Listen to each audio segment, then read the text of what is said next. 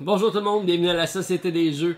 Au Québec, l'été ne commence pas avec le solstice d'été, mais avec la fin de la saison de hockey.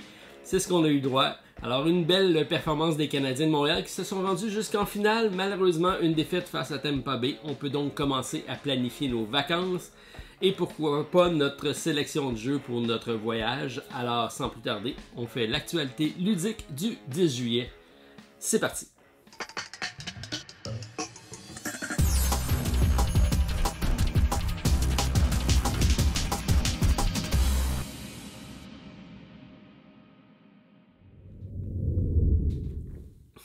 Bonjour tout le monde, bien content de vous retrouver pour mon actualité ludique du 10 juillet. Alors, avec une semaine de repos la semaine dernière, mais j'ai quand même été présent en vous présentant 2 vidéos, en compagnie de mon ami Stéphane également. Alors, j'ai même sorti ma tasse Triton Noir pour l'occasion, puisque c'était la présentation du jeu Assassin's Creed Brotherhood of Venice. Et, étrangement, je retourne cette semaine avec un autre jeu dans l'univers d'Assassin's Creed. On regarde ça à l'instant. Alors, je vais pouvoir faire ma barbe, puisque c'est la fin des séries, c'est une tradition ici au Québec. On porte la barbe pour encourager nos Canadiens et notre équipe locale. Alors, je vais pouvoir maintenant donc raser le tout et me rendre en vacances.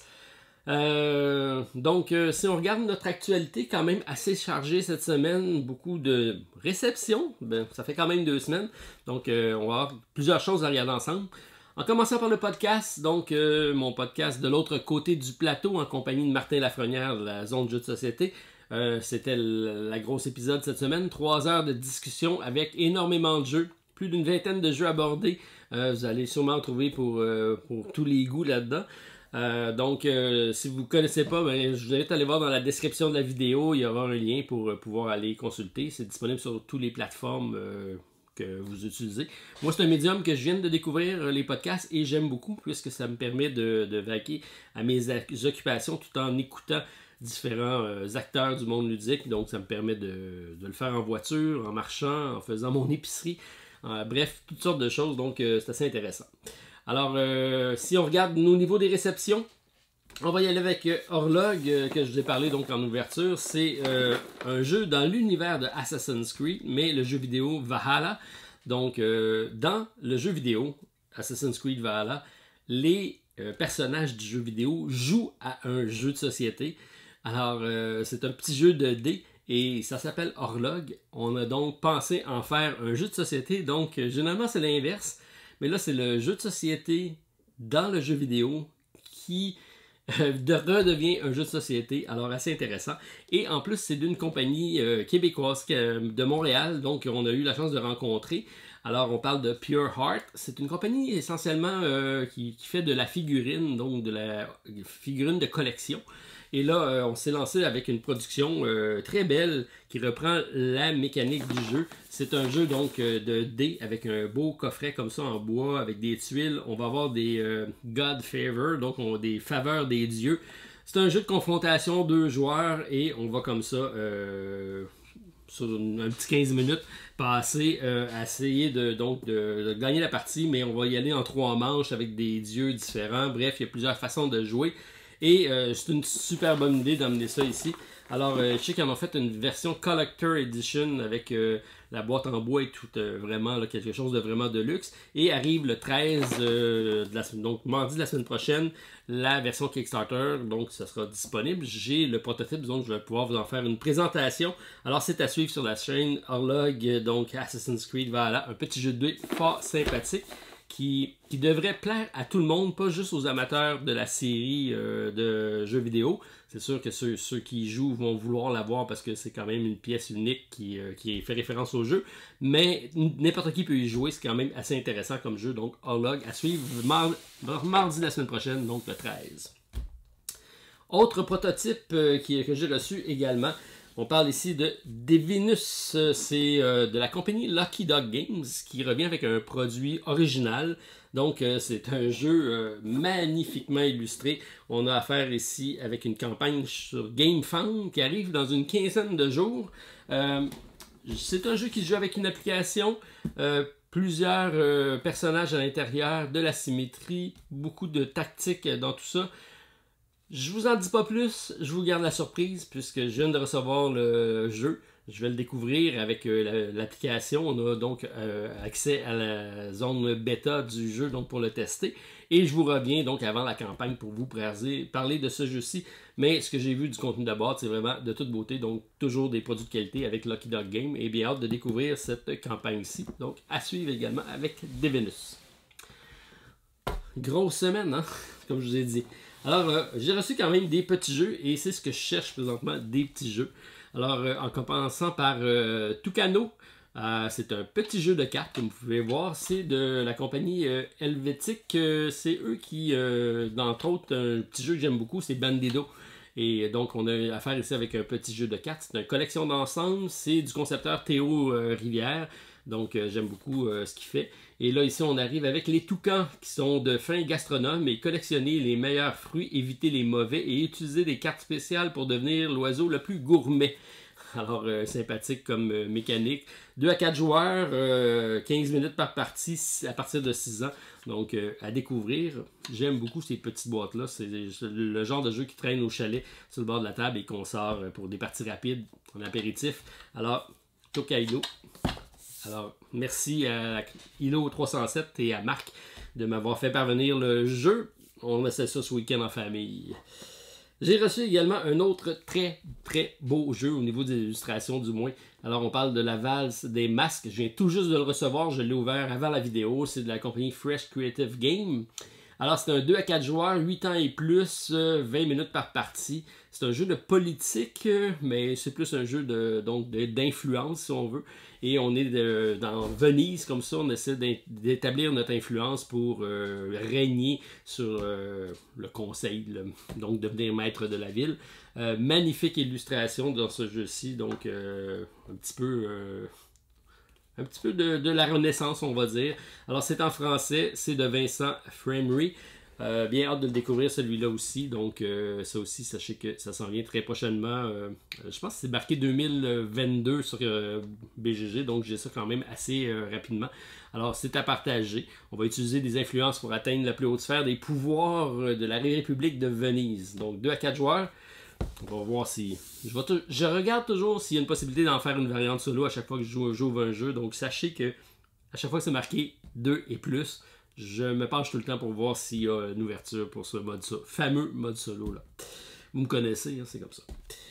Roi des 12, ça aussi c'est un autre beau jeu de Lucky Dog Games, donc c'est une localisation celui-ci, c'est un jeu qui existait en anglais et qui arrive maintenant en français, donc 2 à 4 joueurs, 15 minutes par partie, 10 ans et plus, et là une combinaison de cartes et de dés, encore là c'est magnifique au niveau des illustrations, c'est des parties rapides, on parle d'une quinzaine de minutes comme je vous ai dit.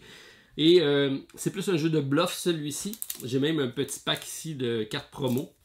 Alors, je sais pas, peut-être qu'à un moment donné, je vous ferai tirer ça si ça vous intéresse. Je sais pas si ça venait avec le jeu. Moi, j'ai accès à celui-ci, mais ça vient tout juste d'arriver en distribution. Et comme vous voyez, c'est de magnifiques illustrations. Donc, toutes des personnages avec des compétences spécifiques qui vont changer l'allure de chacune des manches de jeu. Donc, 52 grandes cartes, 4 dés à 12 faces. Des jetons et un livre de règles. Très simple, mais semble très bon également. Alors, Roi des 12 à suivre. Ça vient d'arriver.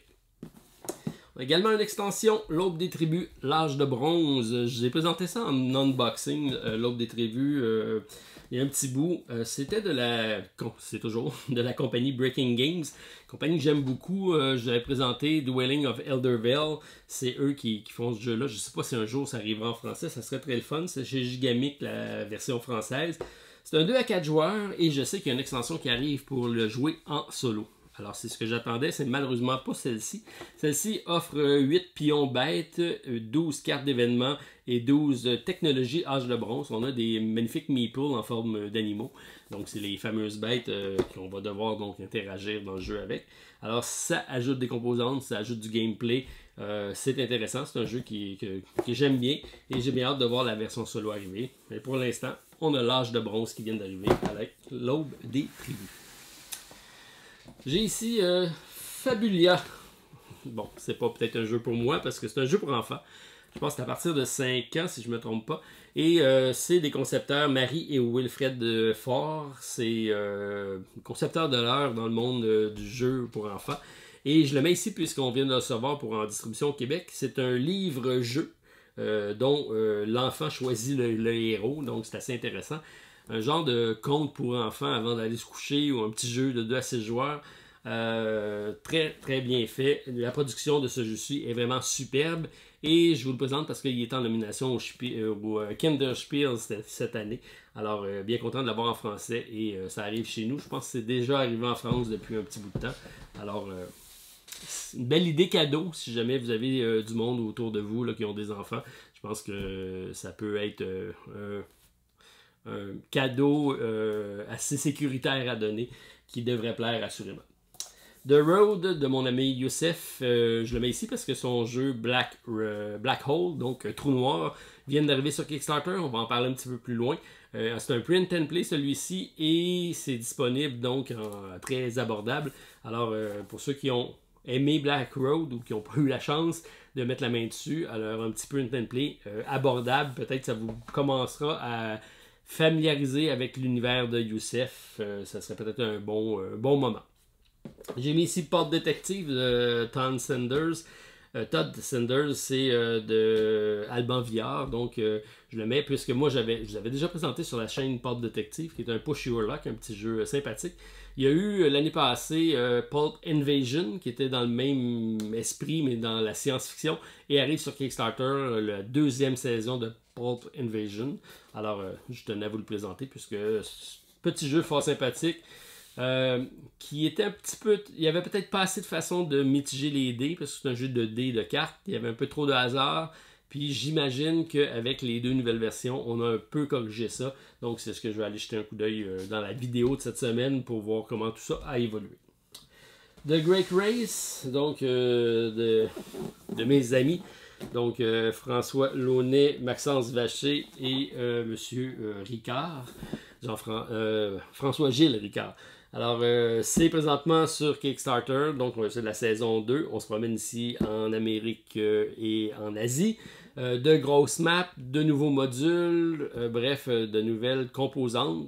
Plusieurs façons de backer le jeu. On peut y aller avec la saison 2 ou faire un mix avec les extensions et mettre avec la première version. Tout ça est compatible. Bref, beau jeu. La campagne va correct, mais je pense qu'il va peut-être avoir besoin d'un petit push pour le dernier bout. Alors on va regarder ça ensemble avec The Great Race, Wild West and Far East. C'est présentement en cours sur Kickstarter. J'ai mis Volfirion ici, c'est un petit jeu que j'avais bien aimé. J'en ai parlé lors de mon podcast. Ça, c'est la figurine qu'on peut acheter à Addon. Elle remplace la petite figurine de bois qu'il y a dans le jeu. C'est vraiment pas nécessaire pour y jouer. Par contre, bon, c'est plus beau, mais ça permet également d'utiliser cette figurine-ci dans les jeux Mystea et Icaion de la même compagnie. C'est de Tabula Games, compagnie italienne, je pense. Bon, beau petit jeu abordable de deck building avec une petite twist supplémentaire avec un dragon qui est neutre mais qui va attaquer les deux peuples. Alors c'est assez intéressant. Et là on arrive avec l'extension qui est Guild avec 2 autres extensions, la Big Box, bref. Je vous explique tout ça dans quelques instants en vous présentant le jeu Volfirion. J'ai ici en arrière Too Many Bones qu'on voit plus ou moins avec le reflet. Mais c'est la campagne donc, qui est présentement en cours grâce à Lucky Dog Game. Donc possibilité de l'avoir en français. C'est plus de 1000 contributeurs, c'est plus de 100 000 $ d'accumulé. C'est disponible également sur randolph.ca pour la version québécoise, parce qu'on s'est associé à la campagne pour vous rendre le tout accessible au niveau du Québec. Et c'est vraiment un jeu, j'en ai encore parlé hier ce soir avec Guillaume, et sont tous ceux qui l'ont essayé. Je connais pas grand monde qui l'ont essayé et qui l'ont pas aimé. Donc j'ai encore une dizaine de personnes qui l'ont découvert. Et ils en font des parties parce qu'ils aiment la mécanique. C'est rafraîchissant. C'est un beau combo de plusieurs types de jeux de mécanique. C'est assez unique. Alors, TTMC, tu te mets combien pour cette semaine? Alors, sans grande surprise, je vais aller avec une thématique qui va sûrement être plus facile pour ceux qui habitent au Québec. Mais je vous mets au défi, tous les amis français, savoir jusqu'à où vous allez aller là-dessus. Alors, tu te mets combien en Canadien de Montréal? On va leur rendre hommage quand même. C'est notre club à Montréal et on s'est rendu en finale. On a malheureusement perdu. Mais c'est la question de la semaine, donc 10 questions sur les Canadiens de Montréal. Bien hâte de savoir si vous êtes des experts. Je vais sûrement avoir toutes sortes de notes à ce niveau-ci, mais il y en a qui sont très calés dans l'univers des Canadiens de Montréal, je le sais. Alors, bien hâte de savoir ça va être quoi votre résultat. Donc, ça met fin à ma brève introduction de cette semaine. Quand même, comme vous avez vu, beaucoup de nouveautés qui sont arrivées. Mais j'ai également donc plusieurs projets sur Kickstarter qui sont en cours, puisque ça fait un petit bout de temps que je n'ai pas fait de vidéo Kickstarter. Alors, on regarde ça ensemble. Si vous avez des projets que vous voulez discuter et qui ne sont pas dans la présente vidéo, je vous invite à les mettre en commentaire. On échangera là-dessus et je les rajouterai sur mes prochaines vidéos donc de couverture. Alors, c'est ce qui complète mon introduction. Donc, sans plus tarder, on regarde ce qui est sur la liste de suivi pour les projets Kickstarter, GameFund et autres plateformes. C'est parti! Welcome to Chicago. Alors, je commence ma liste de suivi cette semaine avec quelques titres qui sont toujours présents, en commençant par Scarface 1920. C'est un jeu compétitif de placement d'ouvriers, contrôle de territoire et deck building dans un Chicago des années 20. Alors, c'est un projet que j'avais retenu. C'est un premier projet de la compagnie Red Zen Game d'Espagne, mais l'artistique est vraiment accrocheur, une thématique que j'aime beaucoup. Et on est rendu à 5330 contributeurs et plus de 925 000 $ d'accumulés. Alors, super campagne, 15 juillet, la fin de la campagne. Un peu cher, 99 € le jeu de base et 139 la version Deluxe. Il faut compter 22 à 26 pour le shipping.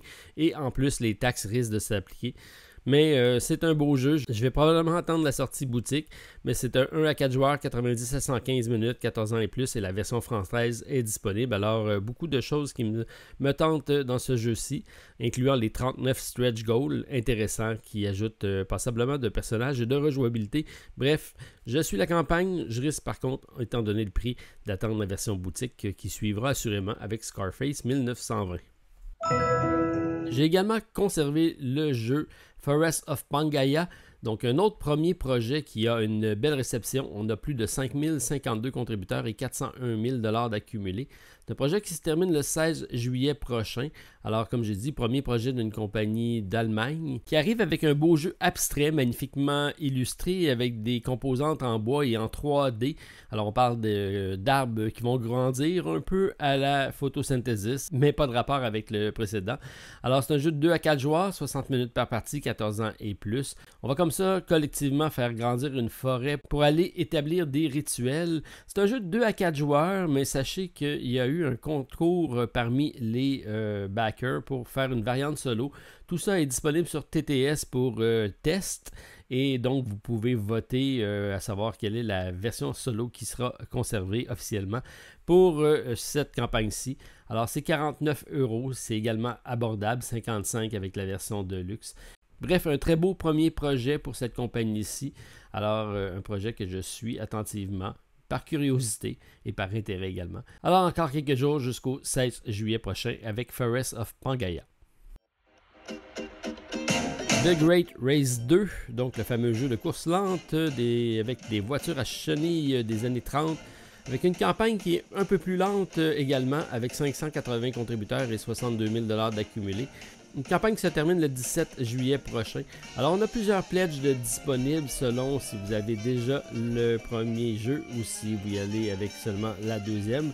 Alors, on peut prendre seulement les extensions, on peut y aller avec le premier jeu ou le deuxième jeu, une combinaison de tout ça. Bref, les pledges sont là pour tous les goûts. Alors, si vous avez des questions, vous pouvez me laisser savoir parce qu'il y a quand même différentes choses et beaucoup d'informations sur la campagne. On a ici affaire avec un plateau double, donc beaucoup plus grande map que la saison 1 pour l'Asie et l'Amérique du Nord, donc les États-Unis. On va avoir d'ailleurs un module qui va nous permettre de jouer de façon collaborative, donc c'est assez intéressant, donc 2 contre 2. Ce qui ajoute également quelque chose d'intéressant, c'est le tableau d'honneur qui va permettre de finir pas dans le même tour que celui qui aura remporté la course, mais de quand même avoir une chance de gagner la partie. Alors ça c'est intéressant. Il y a des modules d'expérience, les experts, la zoologie, l'ethnologie, la géologie et Beyond the Limit. Bref, beaucoup de nouveaux modules, comme vous savez, si vous avez déjà joué à la première campagne, c'est toutes des choses qu'on peut additionner, mélanger entre eux et donc ajouter au niveau des expériences de jeu de ce beau jeu de course familiale. Alors, The Great Race, encore jusqu'au 17 juillet prochain. Alors pour commencer avec nos nouveautés, on y va avec Black Hole, le dernier jeu de Youssef Fari, qui arrive sur Kickstarter, non pas en version physique, mais en version print and play, donc un fichier à télécharger et à imprimer, et très abordable puisque c'est 1€ seulement pour avoir accès aux documents. Par contre, je vous invite, si vous contribuez, à être généreux, puisqu'on parle ici de jeu avec énormément de matériel, plus de 80 cartes, 3 plateaux de jauge, un livret de script avec plus de 150 pages et un livret de règles. Bref, c'est plus qu'un print and play, c'est un jeu à découvrir. On a présentement 649 contributeurs pour 3800 $ canadiens et la campagne se termine le 20 juillet prochain. Alors, on a un univers science-fiction assez particulier puisque dans Black Hole, c'est un jeu de cartes et de dés de forme puzzle narratif. Vous allez découvrir l'histoire d'un héros qui va voyager à travers son passé mais son futur également. Pour découvrir des scripts qui vont arriver de façon aléatoire, vous allez découvrir l'histoire de Jacob et vous allez essayer de reconstruire, de mettre ça en ordre. Donc, assez intéressant comme proposition de gameplay. Alors, tout ce que vous avez besoin, c'est d'imprimer le jeu, d'avoir quelques dés et quelques jetons de disponibles. Vous avez sûrement ça puisque vous êtes un bon gamer tout comme moi. Alors, c'est un univers à découvrir. Si vous ne connaissez pas l'univers de Youssef, c'est peut-être l'occasion de rêver puisque c'est très abordable avec Black Hole jusqu'au 20 juillet prochain.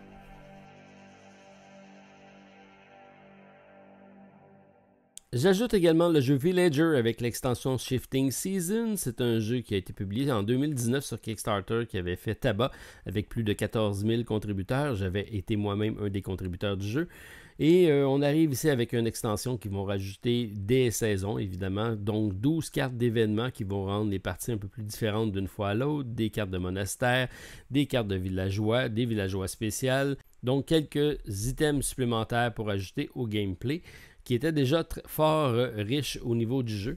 Alors, on a présentement 5 821 contributeurs pour 307 000 $ canadiens d'accumulés et c'est une campagne qui se termine le 22 mai prochain. Le jeu est disponible à partir de 13 livres, mais sachez que le jeu original a été localisé en français grâce à Gigamic, donc vous pouvez le retrouver sous le titre de Compagnon.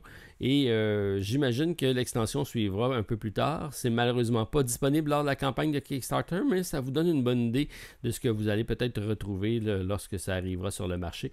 Donc si vous ne connaissez pas Compagnon, je vous invite à aller jeter un coup d'œil sur le jeu. C'est un jeu de construction d'engins qui est fort sympathique pour 1 à 5 joueurs, 10 ans et plus, des parties de 30 à 60 minutes. Alors, avis aux intéressés, si vous aimez les tableaux building et les repêchages de cartes, celui-ci fonctionne super bien. Donc, Compagnon en français ou Villager avec la version anglaise. J'ajoute également le jeu Distill, donc un premier projet de la compagnie Paverson Game. C'est du concepteur Dave Beck qui a communiqué avec moi pour me dire qu'il y avait des abonnés qui avaient proposé le jeu, puisque présentement il n'est pas disponible en français, mais il y a des propositions pour le faire traduire et il essaie d'avoir assez d'intérêt pour le faire en français. Donc si ça vous intéresse, allez vous manifester et leur dire que vous venez de la Société des Jeux, puisqu'ils ne cherchent que ça, que d'avoir suffisamment d'appui pour relocaliser le jeu en français. Donc c'est de 1 à 4 joueurs, 30 minutes par joueur, 14 ans et plus. On a présentement 2539 contributeurs pour 220 000 $ d'accumulés. C'est une campagne qui se termine le 29 juillet prochain. C'est un jeu relativement abordable qui est disponible à partir de 55 $ US, 85 pour le all-in avec les extensions. Alors on a ici affaire avec un jeu dans lequel on va confectionner des boissons fortes, donc du whisky, du gin et tout autre type de boisson. Donc on va devoir aller chercher des ingrédients pour essayer de mettre ça en cave et de faire la meilleure boisson possible. Mais on a quand même de l'aléatoire qui va faire en sorte que ça peut être difficile puisqu'on va accumuler des richesses donc des ressources, mais qu'on va en perdre un certain nombre avec la balance. Donc, ce qui sera bon dans le baril, essayer de faire la meilleure boisson possible. Alors, c'est un jeu de gestion de main de cartes, de revenus monétaires, de marché, de pousser sa chance et bien sûr de collection d'ensemble. Alors, bon premier projet pour lui. Alors, bonne chance Dave et bien hâte de voir comment tout ça va se dérouler et surtout si la version française va être disponible. Alors, c'est à suivre avec 10 styles jusqu'au 29 juillet prochain.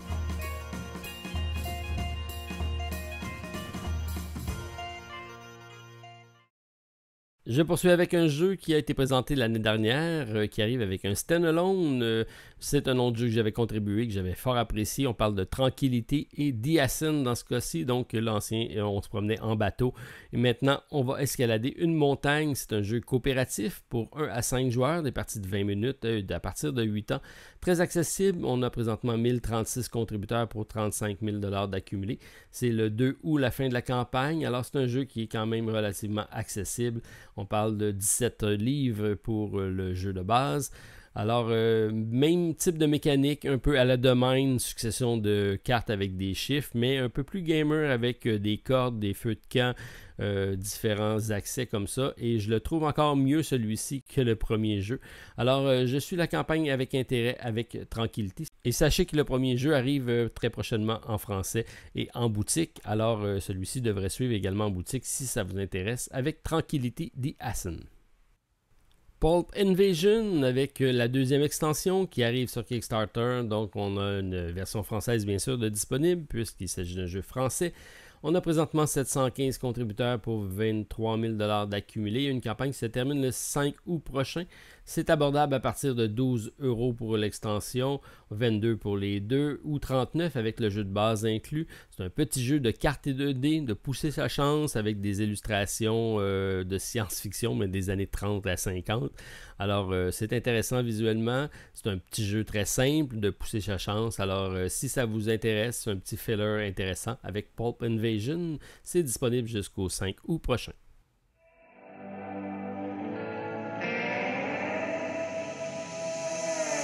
J'ajoute bien sûr Volfirion avec l'extension Guild. C'est un deck building que j'ai déjà présenté sur la chaîne.